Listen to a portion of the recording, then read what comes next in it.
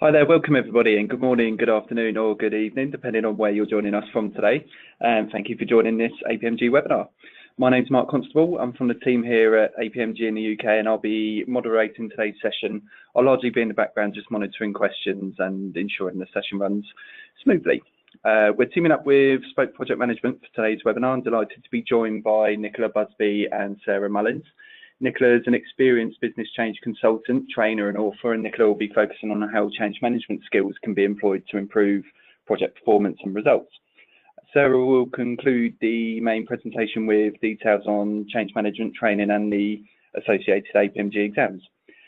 Before I hand over to Nicola and Sarah for the main content, I just need to cover a few general points about the session. So the first of those is we are recording the session, so everyone that's registered will receive a follow-up from me in due course with a link to the webinar's recording. You've got an opportunity to raise questions today, so you should be able to see something on your control panel where you can submit questions, unless you're joining us from a mobile device, which you probably won't have that option. I'll be monitoring those throughout the session, and we're trying to address as many of those as we can towards the end. We've got a poll question as well, so just after Nicola gets into things, we'll put a poll up on screen just to get to know the audience a little better. And finally, we welcome any feedback on the webinars, of course, because our intention is to make these as informative and as relevant as possible, so any feedback is more than welcome. So that's all from me at this stage. It's now over to Nicola and Sarah to take you through the main content. It's Nicola up first, so over to you, Nicola. Thank you, Mark, and welcome everybody. Okay, as Mark mentioned, we're going to start with a web poll to get us into the mood of business change management. So I think it's just about to come up on your screens. So have a quick think about the organisation you currently work in or one you've worked in the past. And in your experience, how well does your organisation manage change? And you've got some options there. You've got very well, fairly well, okay, fairly badly and very badly. So have a quick think and just click what's most relevant for you. Yeah, that should be on the screen for everyone now. Excellent. And it's completely confidential. We can't trace it back, so be as honest as you like.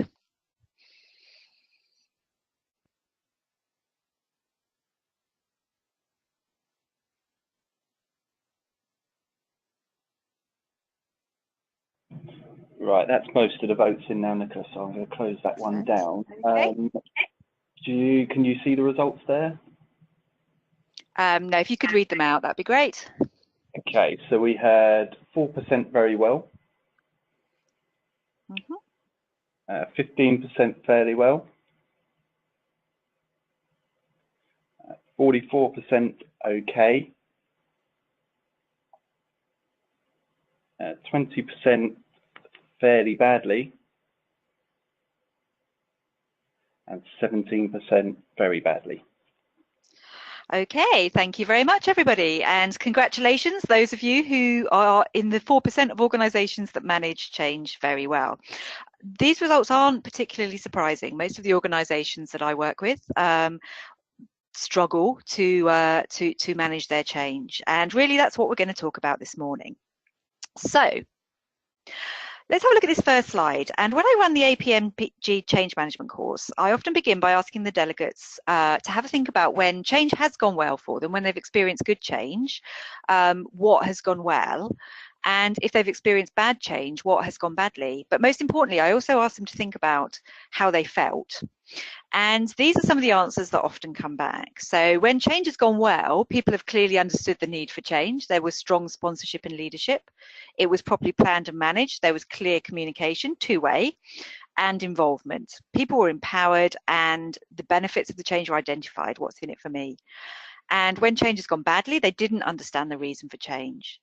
There was a lack of the understanding of the impact of the change. There was poor sponsorship or no sponsorship or leadership, ineffective communications, no chance to feedback. Change was imposed and happened too quickly. There was a lack of trust and a lack of support. And then if you look at the bottom, when change has gone well, people felt empowered and excited, motivated, proud, energized and optimistic. And when it went badly, people felt scared, powerless, unsettled, demotivated, lost and frustrated. And that's really what business change management is all about. It's trying to ensure that whenever a change happens in an organization, it goes well and people feel all of those positive things. And we try and minimize those bad and negative emotions for people. So why do we do it? I mean, obviously it's nice for people to feel good and to feel empowered and energized and optimistic, but that really isn't enough for most organizations to build a business case to resource change management. So we need a little bit of evidence, really. And this comes from looking at the current failure rates of change. And failure rates of change are currently very, very high. There's some research here that says that they have been reported as high as 70 to 80%. Anybody out there who is particularly interested in their research will know that this has been actually challenged, and we think this may be a little bit high now, but failure rates of 50 to 60% are often talked about as well. And even if we're talking about failure rates of 50 to 60%, that's way too high for the investment that we put into change. So what do we mean when we talk about failure? What's interesting about these results and these failure rates is they haven't really reduced since major projects started being put into organizations in the 1970s. And this was when we saw the big infrastructure IT projects going in the public sector. And failure rates then were incredibly high, but they were failures of scope, time and cost. So most projects went hugely over budget. Most of them were delivered very, very behind in schedule, sometimes in years late. And often the thing that was built or the thing that was delivered wasn't usable for the organization anyway. So those were the kinds of failures that were seen when major projects started in organizations. And this is really why the project management profession grew, because project management is all around putting controls around those things to make sure that projects are delivered on time, within cost, and to agreed scopes and quality. Project management is now a mature profession, and I think the governance around projects is much, much better than it was in the 1970s. It's not perfect, and organizations do still struggle with it, but we are seeing projects delivered more successfully. But those failure rates are not going down. And so what is failing now is the ability for the organizations to realize the benefits from their changes. So projects are going in, but people are not changing the ways of working to use those new changes and therefore get the benefits of the change. And so again, this is a people issue, and this is where a lot of interest is now being put in business change management as the kind of the missing link into translating those project deliverables into success. But it's not all doom and gloom. Some research by ProSci says that a few top performing organizations experience success rates of over 80%. That means that every change the successful organizations put in, over 80% of them will realize their benefits. So what are these organizations doing that the rest of us aren't? And a bit of research by PwC says that there's an undeniable correlation between project performance, maturity, and change management. So this means that the majority of the best performing organizations apply change management to their projects. So what do we actually mean by business change management? What are we talking about when we say that we apply business change management to our projects? And in projects, there tends to be three things to focus on. The first of those is the object of the change. This is the thing that's actually going to change. And this can be tangible, such as a new IT system, a new building, or it can be slightly less tangible, like a new culture, a new focus on a market segment. But you can generally describe what that is, that object of the change. Alongside that are the associated activities. These are the things that all of the people need to do differently in order for that change to work. So it's processes, it's new ways of working, new ways of behaving. And then at the top, you've got the people involved and affected by the change.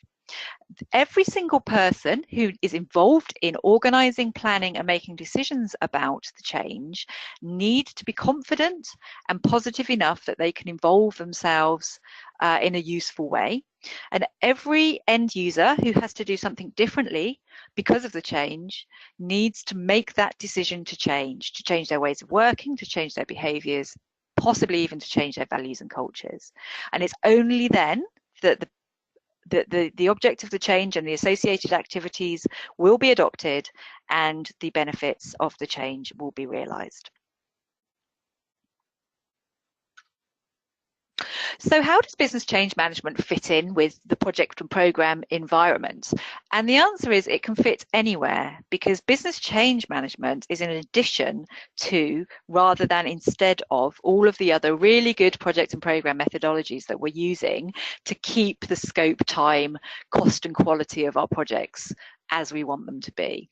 And on this diagram, we've just got a standard setup for a P3M portfolio of projects. So at the top we've got our business vision, and then it rolls down into a portfolio of changes which can be worked on as programs and projects. And when these are completed, you've got your transformed business underneath. Your strategy is realised and your benefits are realised. And business change management can sit in various places. It can sit at project level, so you can have business change managers sitting with project managers, working on the people side of your individual projects. You can have business change managers sitting at program level, working on the people issues of rolled up projects into a program.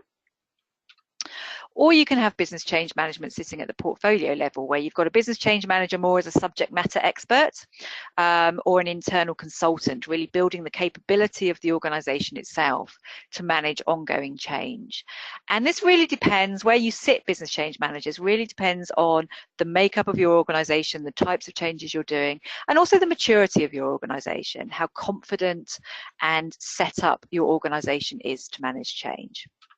There is a hybrid role that I see advertised quite a lot, and in fact I've done one myself, which is the role of a business change project manager. And this tends to sit at project level, and it's one person doing the role of project manager and business change manager.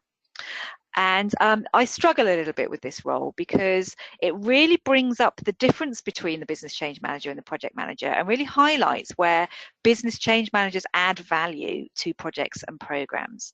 So the business change manager always sees the world through the eyes of their stakeholders.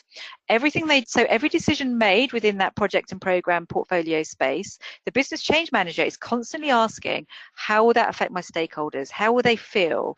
Will this increase their engagement, or will this decrease engagement and increase resistance? And often the business change manager comes into conflict in some ways with the project manager. Because of finite resources, the business change manager will need to fight for resources for engagement activities, possibly the rollout, a rollout that looks good for a project manager in terms of cost and time will look hurried for a business change manager, and they may need to bid for more time for their staff and their end users to get used to the change before it's rolled out. So there's tensions there which can really put a business change project manager into conflict. However, it can be done, the role can be done.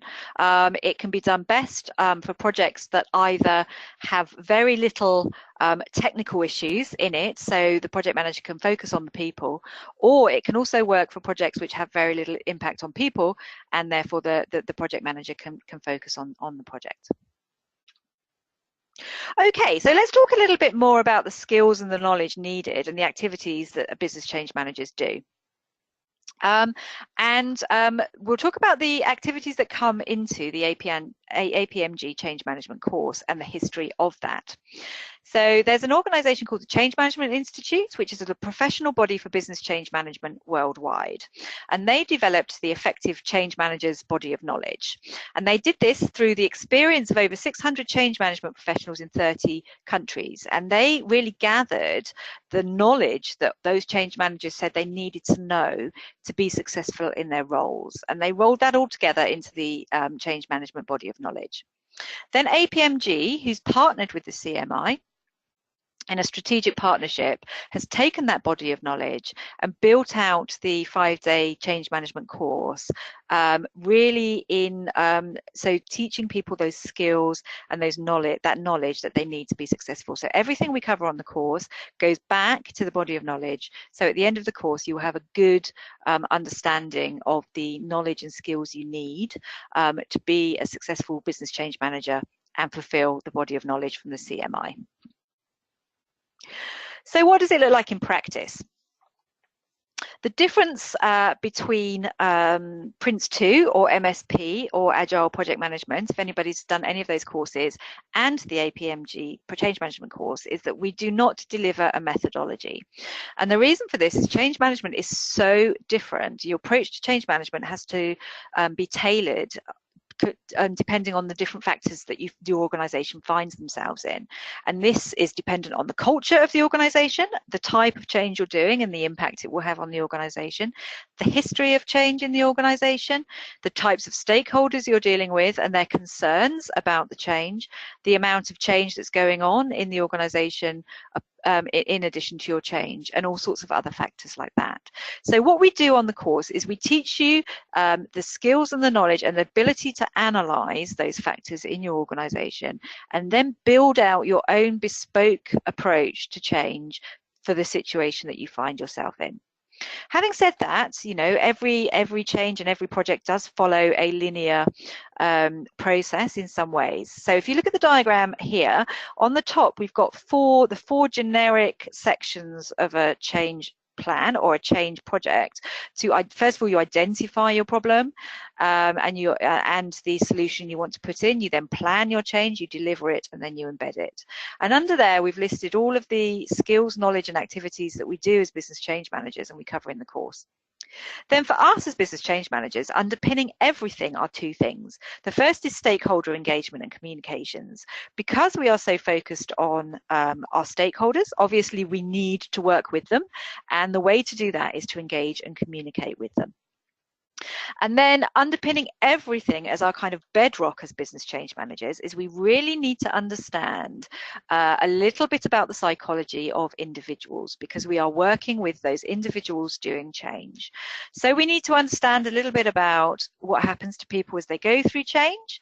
We need to know a little bit about motivational theories, you know, what motivates people, what demotivates them. We need to understand a little bit about how people are different, and we need to know how people learn and their learning processes and learning styles. And that's really our knowledge and our theory that underpins everything as a change manager.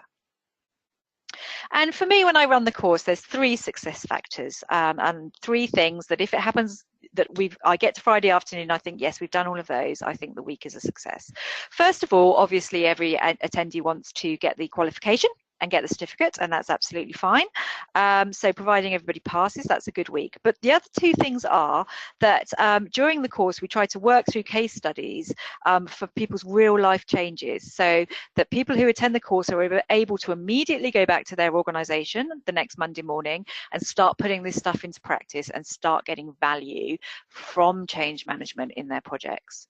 And the third thing is that people start to think like business change managers throughout the week.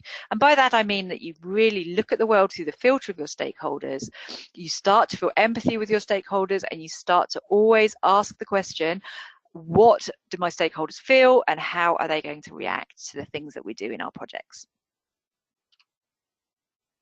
So I can't go through absolutely everything that we do in the course and all the skills and knowledge we need as business change managers, because that would take pretty much 5 days. So what I would like to do is to focus on 2 activities that are traditional areas of failure, traditional points of failure in our projects. Remember, we've got very, very high failure rates at the moment in our projects because our people are failing to adopt the changes and really realize the benefits in a lot of cases. So the 2 areas I'd like to focus on, one is at the beginning of the change, and that's really understanding the impact of your change on people through an impact assessment, and the other is at the other end of the change, which is around how to actually embed the change once the project has delivered the products. So let's have a look at the impact assessment first. And in the course, we use the model, the McKinsey 7S model for the change, which I think is a very, very effective impact assessment. And the reason that I like the model is because it looks as an organization as a series of interconnected areas. And it looks at what we traditionally call the soft areas around people, around cultures, and around behaviors, as well as the harder areas, the more tangible areas around systems and structures. So I'd like to talk you through a quick example of where we used this in a course. I had a couple of project managers come onto my course who were starting to do a finance system change in an energy company. And they worked through this impact assessment as project managers. And so what we did is, first of all, we looked at the systems. And they said, actually, there is going to be some change to the systems in our financial system change, because what we are going to do is take out all of the finance systems that the organisation is currently working with, and there were lots of disparate systems all around the organisation, and we are going to put in one standardised system for everybody. And so they looked at this and said, well, what is the impact of that going to be? And we were just rating it on a red, amber, and a green. And so they said, this is amber, this is going to be a middling impact for people. They then looked at structure, and they said, well, actually, the structure of the organisation isn't going to change very much. The people out in the business who currently monitor, record, and manage their finances will stay the same. There will be minimal structural changes within the finance team itself to ensure they can use the new system. But on the whole, not too much of an impact there. So they called that green. They then looked at the skills, and they said there will be an impact, because anybody who's using the finance system out in the business and in the finance team themselves will need to learn to use this new system. So they'll need to know what buttons to press, what processes to follow, and where to enter data and when. So they called that amber as well. And then they came back to me and said, okay, we've done our impact assessment, and this is what we've come up with. And we decided then to go back and redo this impact assessment, looking at the world as business change managers as opposed to project managers. So we actually looked at the impact that a stakeholder may feel from this change. And the overall picture was completely different. So the first thing we looked at was strategy at the top, and we started saying, well, what were the actual drivers for putting this new financial system in? And it turns out that the history of the organisation and the reason for putting the new system in was that it was an alternative energy company, and it had always been very, very well funded up until this point. It started in the 1960s, and it had a lot of government grants, a lot of money from government to develop alternative energy solutions, and it also attracted a lot of funding from various research organisations, research and development organisations. And it really was a leading alternative energy research and development company in its field. Over the last couple of years, the government had said that it's reducing its funding, and had also warned that there would be further reductions in the future. And on top of that, the organisation was also seeing a reduction in the kinds of research, the amount of research grants it was getting, for a couple of reasons. One was that there's just less money around now than there was sort of 10, 20 years ago.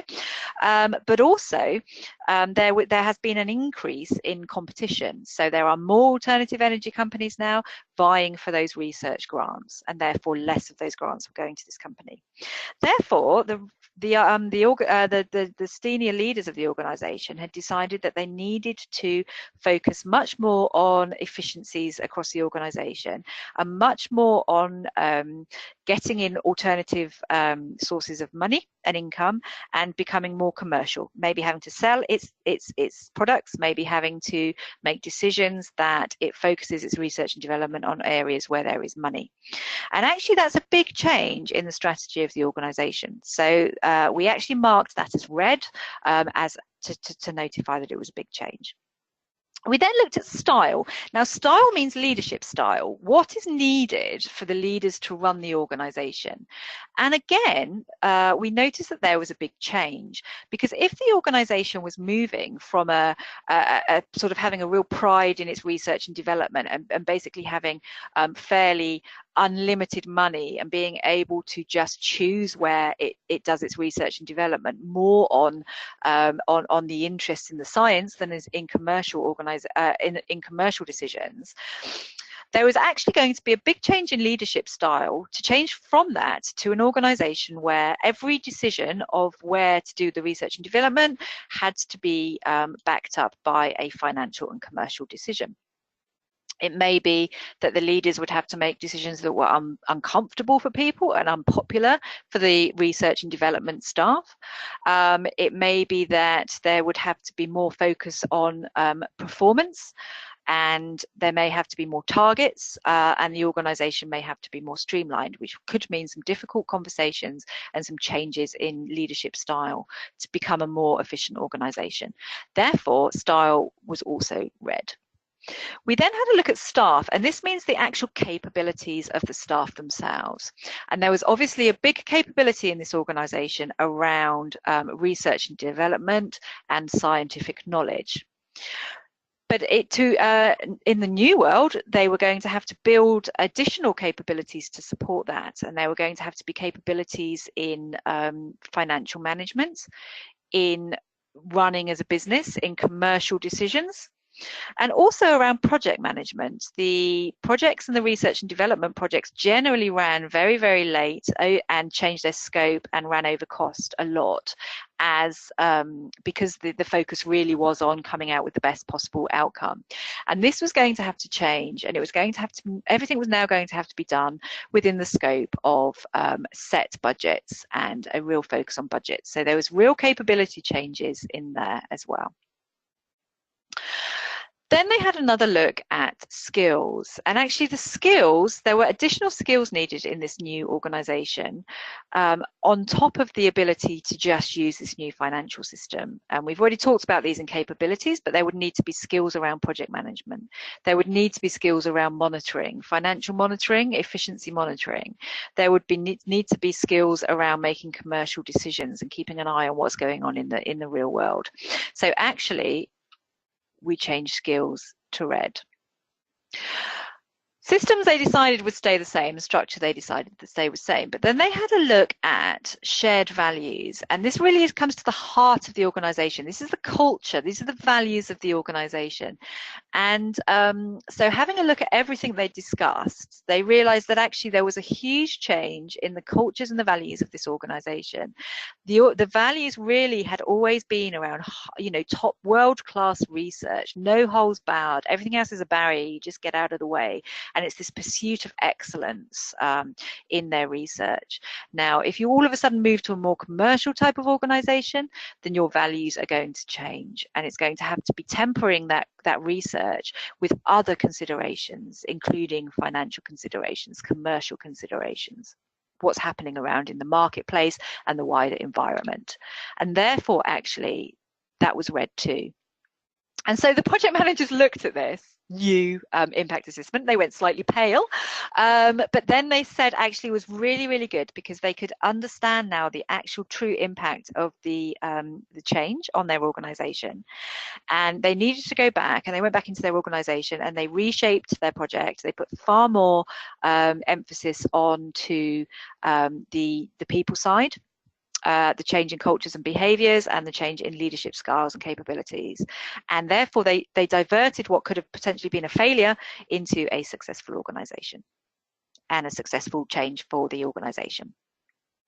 So that's really a little bit about the start of the organization, the impact assessment. Let's go now to the end of the change, which is another area where we often see failure. And the project has gone in, and everything has been put into the organization. The people have been trained. Everything is now in to the organization. And then often you find that your project team closes down. They hand over to the organization. Your senior managers and leaders go on to the next big urgent issue that they're trying to deal with. And the organisation is then left to work in the new ways.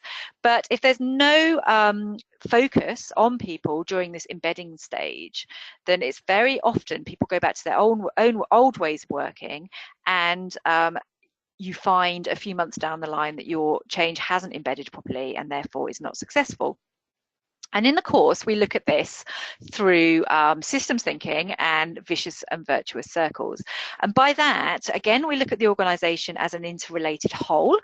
And we say that actually, if the project isn't embedding, then there is a problem somewhere within the system of the organisation. And it's really around finding out where that problem is and then intervening at that point to try and mend the system, mend the circle, and get the change embedded. And so we use just a generic example to describe that. So this is just a normal IT change. Somebody's put a normal, a new bit of software into their organization. And this is what happens.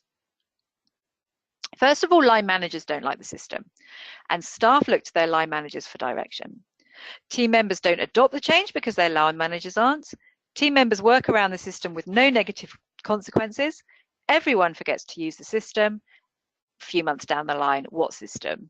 Now, I normally smile wryly at this point because I recognize this. I've seen this happen more than once, and quite a lot of the delegates on the course have also seen this.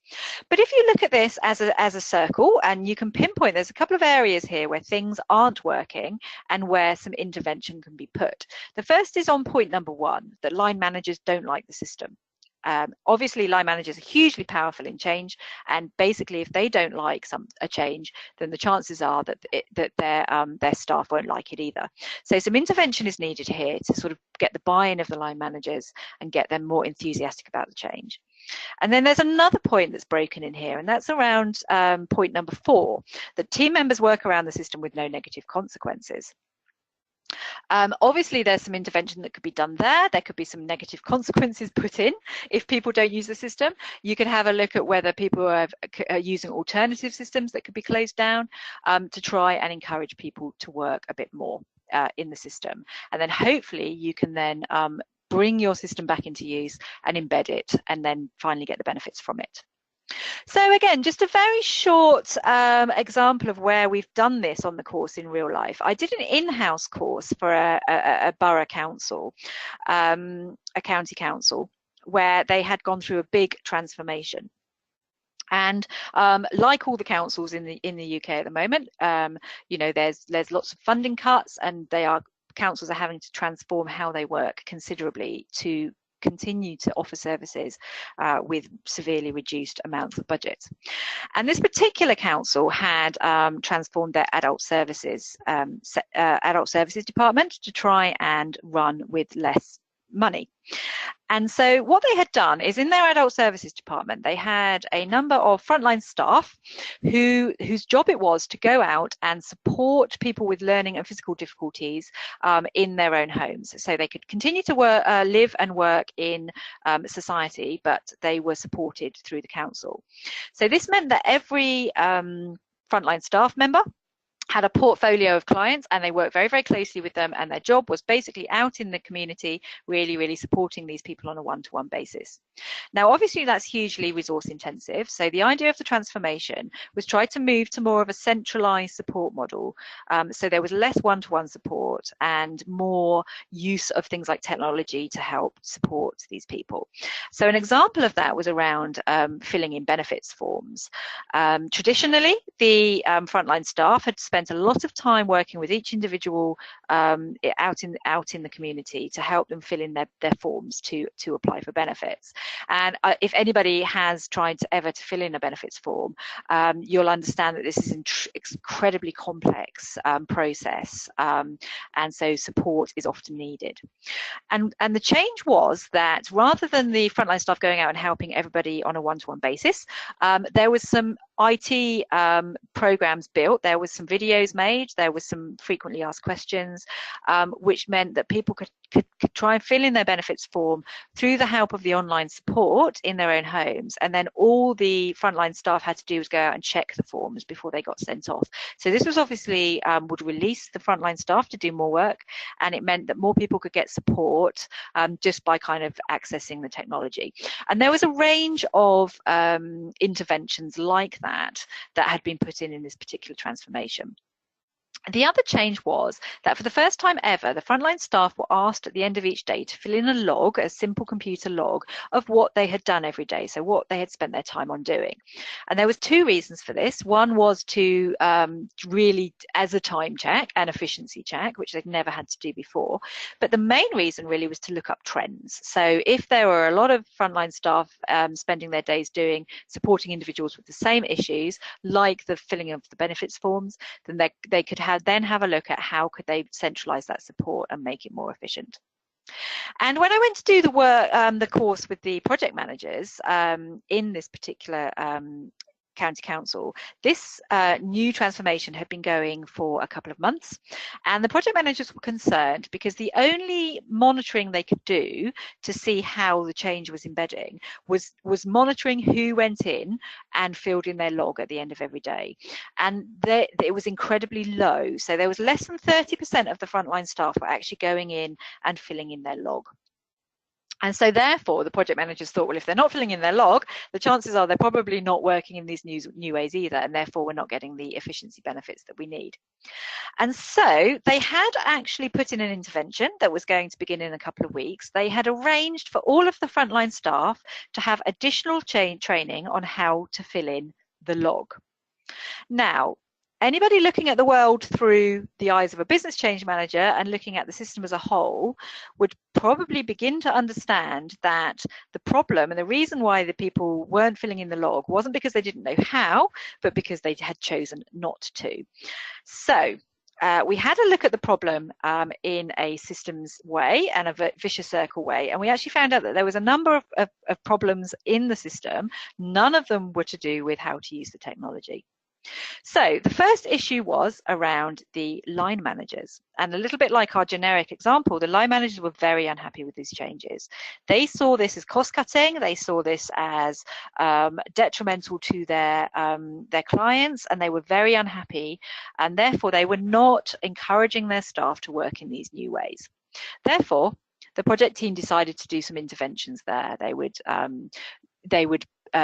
try and look at the benefits for the clients. They would try and see if there were any potentials to increase the service sort of value for clients there, and a bit of buy-in exercise there.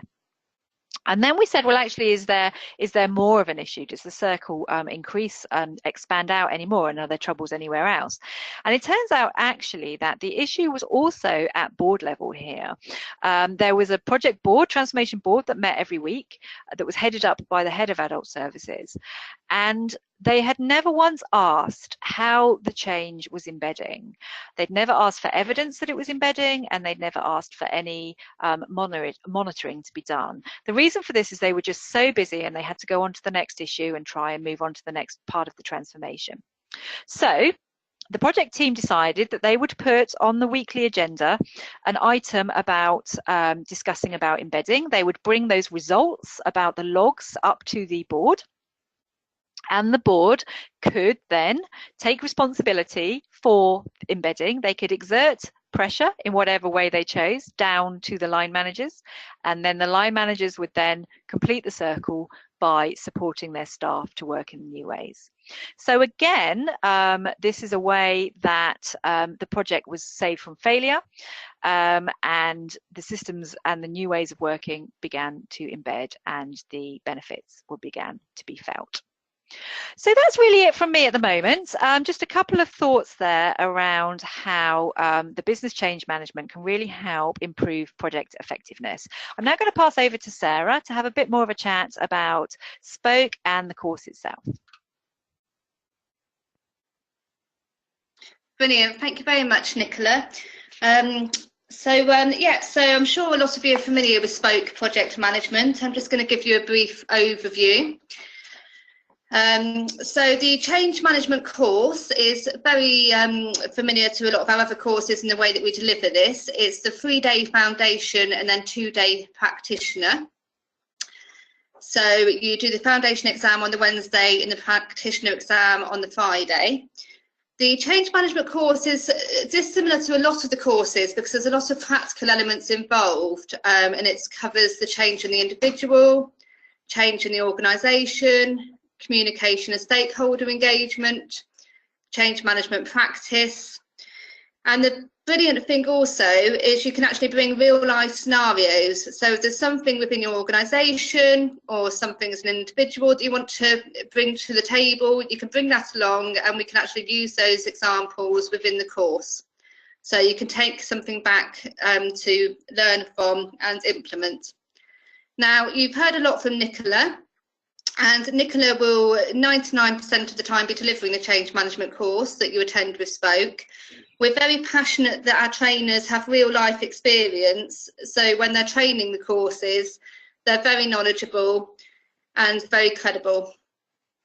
So just some of the attendee feedback. A very well organised event with an excellent trainer. Spoke provided first class support before, during the training, very supportive and friendly. The course was run in a good pace, pre-course instructions and reading, excellent tutor, facilitator. They learned a lot, practical exercises which really brought the content to life. And unreservedly recommend this company. The quality of the tuition, the learning materials, the venues and depth of experience of the trainers is second to none. So it really just illustrates that with Spoke, we care very much about our trainers, the environment that we deliver our training in. And also I just want to reiterate that we make sure that our pre-course is of a very high standard, our training materials and also our post resources. We really like to build relationships with our delegates, and you can call the office at any time and you'll always be able to speak to somebody. And we'll also give you access to trainers if that's needed, and we really care about the post resource as well and implementing everything you learn on the course. So what can Spoke do? We can offer public courses. We have the largest public schedule within the UK for our training. We can also come out to you and deliver on-site courses. Normally this is if there's about 4 or more of you in your organisation, then we love to come out and train on your site. And that's really beneficial for all the people within the organisation to make sure everybody's on the same path. Nicola could come out and provide a change management health check, so see where your organisation is at the moment and what you can do to move forward. We can mentor change managers. We can deliver workshops on specific change management techniques. And this is really key as well with Spoke. We can come in, do awareness courses, overviews, very bespoke courses. Anything you want, we can come in and do and make sure that the right training is tailored at the right people within the organisation. And we can present to, like I just said, the whole organisation, from the key players to everybody involved.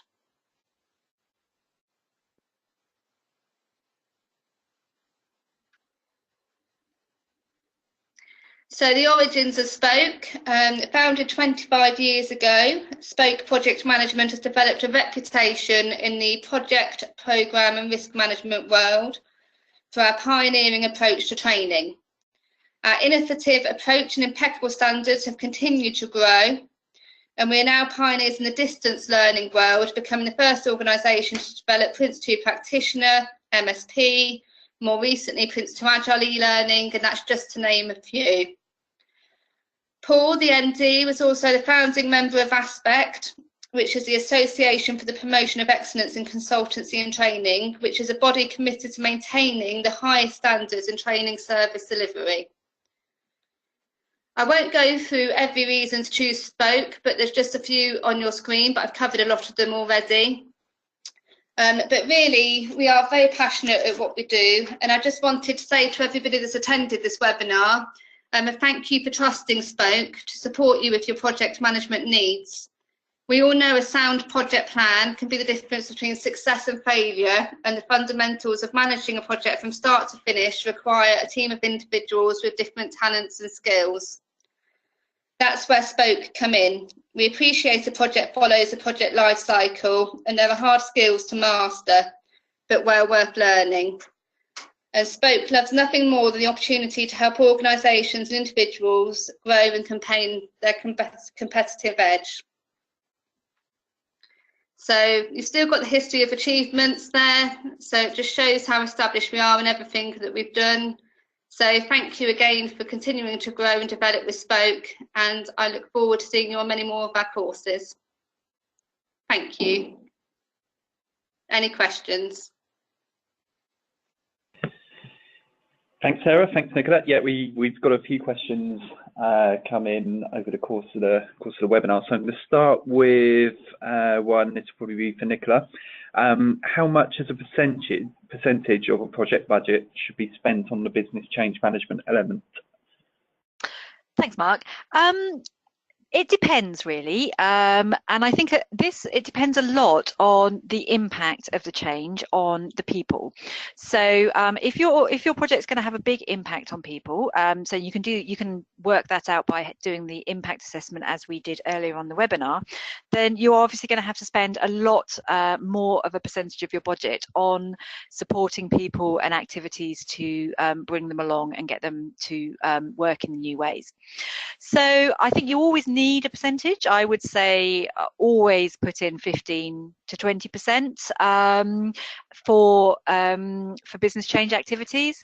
And if your change is going to have a big impact on people, and by that I mean on behaviours, cultures and values, then you will need significantly more than that. I've worked on projects where we've had at least 50% on business change management, and actually one project I worked on, I would say it was 80% on business change management activities, because really that was key. The change was all about getting people to work in new ways, and so that's really what we focused on.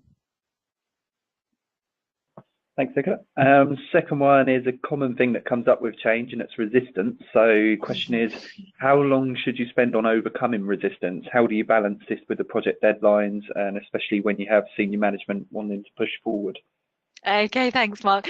Resistance is my favourite topic. I could talk about this for hours, but I think the really important thing that we need to understand about resistance is that people do not resist because they don't like change. People resist because of what is done to them. So really it's around the way we roll our change projects out. And if we do it well, then there's less resistance. And if we do it badly, then we're going to have higher resistance. So if you have resistance in your project, I always use that as an indicator that we're doing something wrong, and I go back and I have a very close look at the decisions we're making, the way we're communicating and the way we're engaging, the way we are planning the future, to see what it is that's wrong. Having said that, I think, if you've got resistance for your project, it's a risk, and so you need to understand the risk of the project not being successful if the resistance continues. So it really depends on who's resisting and the ways they're resisting. So if you've got your middle managers resisting, for example, by not engaging, then the chances of your project being successful are minimal. Therefore, you need to put a lot of effort and a lot of intention to bring that resistance down. How you manage this against the project deadlines and leaders who want to push on, I think the key really is to talk to them in the words of risk. Yeah, a lot of people think business change is soft and fluffy, and therefore it's difficult for it to be given the same value at leadership level as a project plan, for example, where you've got tangible milestones and you can actually measure very clearly what you're doing. So if you put risks in your risk register around risks that there's resistance and therefore the change will not be adopted and therefore the benefits will not be successful, all of a sudden, you've taken this and made it a very tangible issue. And that will get the attention of your senior leaders. And they will then start to have a look at, actually, do they need to focus a little bit more on this, and maybe change, sort of project deadlines and those sorts of things. Obviously, you can't always change if you've got a deadline, for example, a regulation is coming in or something like that, then you can't change deadlines, but there's always things that can be done. You just need the will from the senior leaders there. The other thing that can help with your senior leaders is to get people from the business that they respect to talk to them about the issues that are happening. Senior leaders will listen far more to people they trust who are out in the business working. So managers they trust, operations managers that they trust. Get them to talk to the leaders about the resistance and the potential issues from it, because the leaders will listen to that far more than they will listen to a business change manager or a project manager. So just see who can carry your message, and also look at it from a risk point of view. Great, thanks, Nicola. There's a couple here related to the actual role, and they're quite closely related, so I'll give you them one at a time. Do you find that often the change management team is also the project management team? And if so, are there pros and cons? Should they always be separate? And then related to that, is there a growing trend to have hybrid business change managers and program managers? Again, there's some pros and cons. Okay, great, thanks. Yep, so the first one, is the change management team always the project management team? So there's a couple of ways of answering this and looking at this. The answer is there's never and always. There's a myriad of different ways of doing things, but you often find that the business change, if you've got a business change manager role, they do sit with the project management teams. Now, this is a good thing, I think, because a project manager has to work incredibly closely with the business change manager, because you are basically, working on the same thing, and projects change all the time. Scope changes, time changes, and so both the project manager and the business change manager need to know exactly what the other is doing. So if you have business change managers, they often need to sit very, very closely to your project and your program teams. However, if your project management team and your change management team are the same people, that's when we start to move into these hybrid roles, of which there are, quite a lot of negatives as well as positives. So to answer the question around, is there a trend? I see a lot of business change manager roles. I haven't done any analysis myself, but I would say there is definitely a trend around this. Whether it's growing, I don't know, but I do know that business change management as a profession is growing. So one could assume that if there's more roles around, then there'll be more business change project managers around as well. There are pros and cons to this. I did speak about it a little bit earlier, but I'll just build this out a little bit. One of the positives about this role is that project management is always seen from a business change point of view.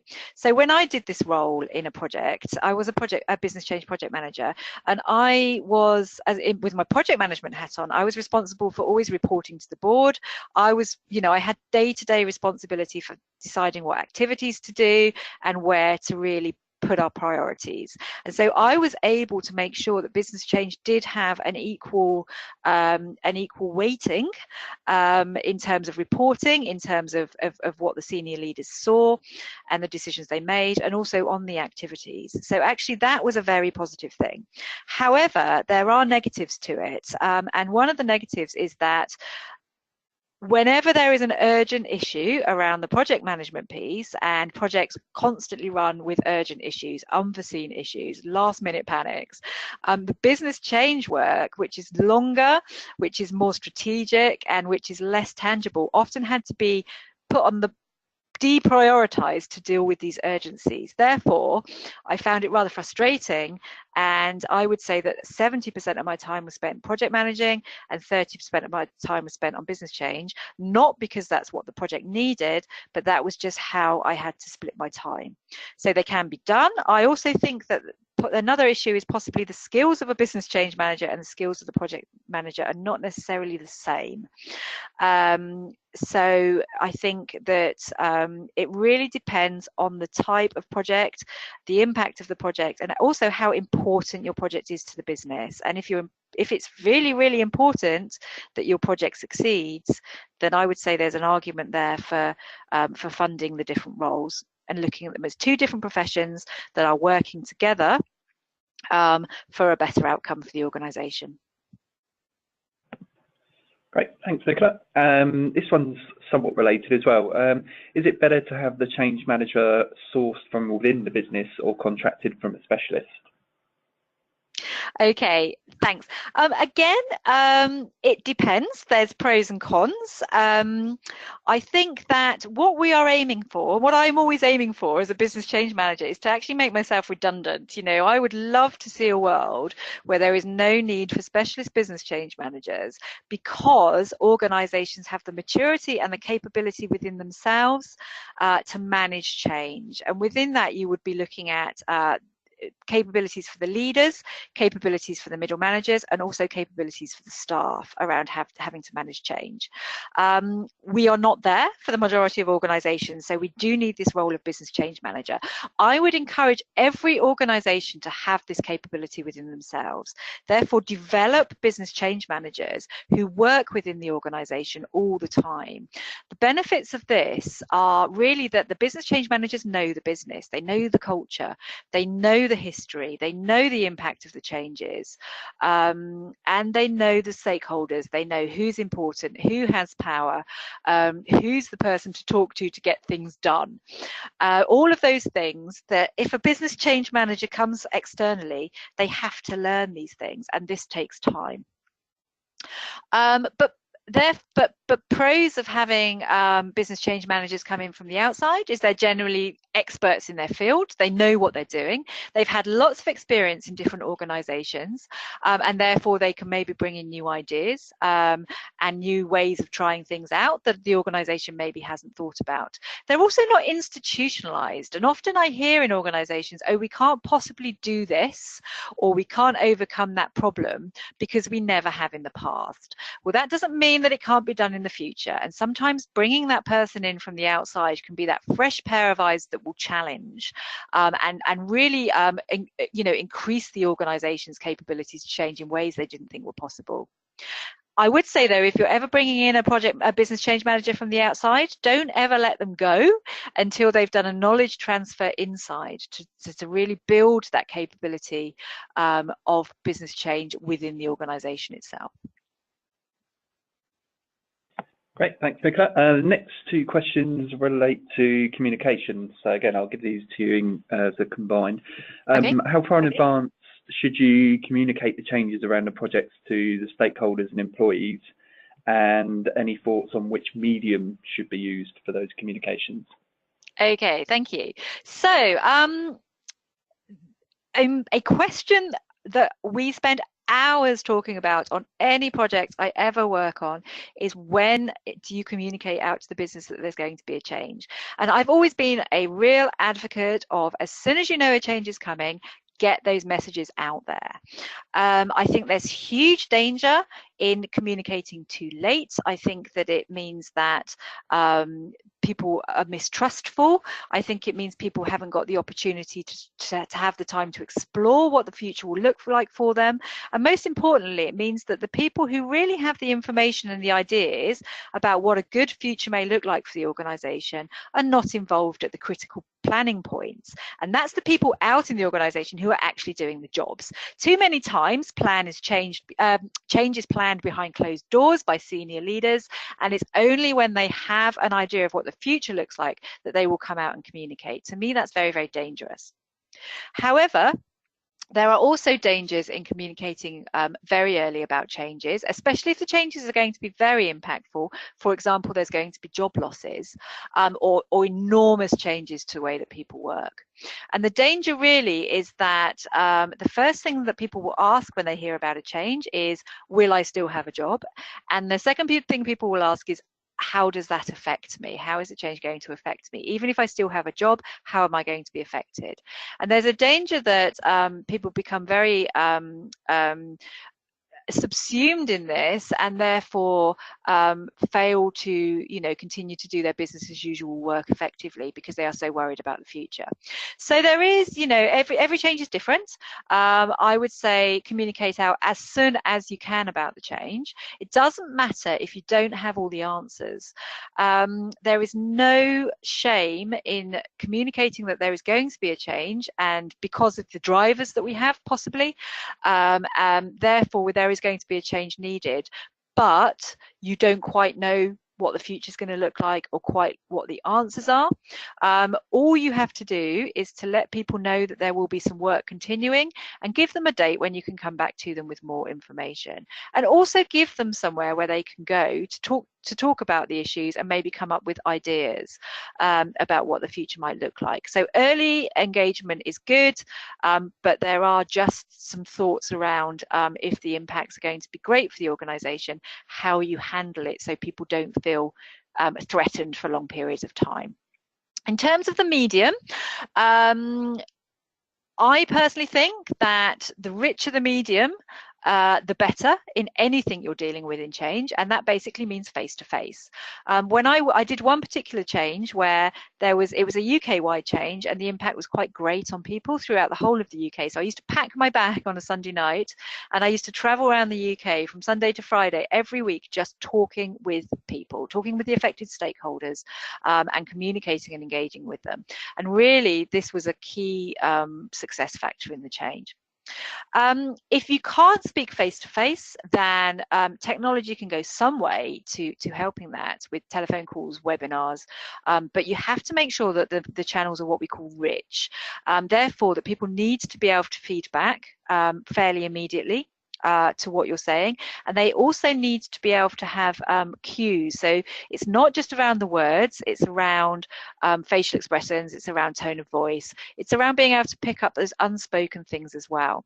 And the reason why these rich communication channels are so important to us in change is that so much of what we do is emotive, so much of what we do is unclear. There's, you know, a myriad of possible options. People feel very strongly about what we're doing, and therefore there's high risk of misinterpretation. Assumptions may be brought in there, and therefore people may misread things or need a lot of clarification. And we also need, a lot of our work is based on the reaction we get from what we've done so far.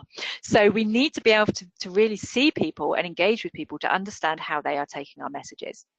One of the risks that we run in change is that most organisations have a standard way of communicating out their business as usual information, and this tends to be one way. This tends to be email or newsletters or an intranet. That's fine for certain information. I would say for instructions, possibly a long way down the line when everybody is bought into the change and you are just emailing out information about the details of where a workshop may be held, for example. But when we really want to communicate to people, engage with them and get them bought into the change, involved in the change, overcome resistance and fears, then we have to use our richer face-to-face communication channels. Great, thanks, Sarah. Some great, Nicola, some great advice there.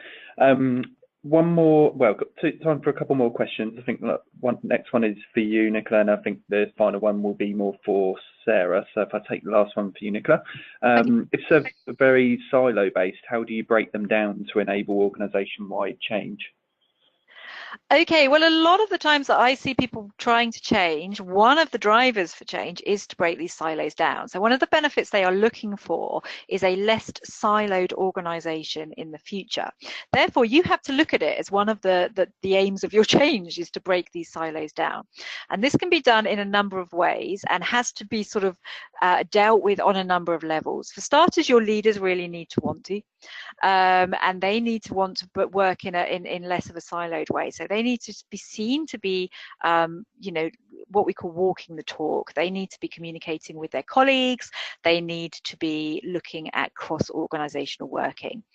Another really good way of trying to break down silos is to set up a formal network of change agents or change champions. And these are people from the business, not necessarily managerial levels. They're often people, you know, working out on the ground. And you can have change champions from all around the business who come together and they form a network work that will break those silos down, because they can communicate and engage with each other and look at ways of working and ways of engaging and ways of introducing the change across the organization as opposed to up and down the organization.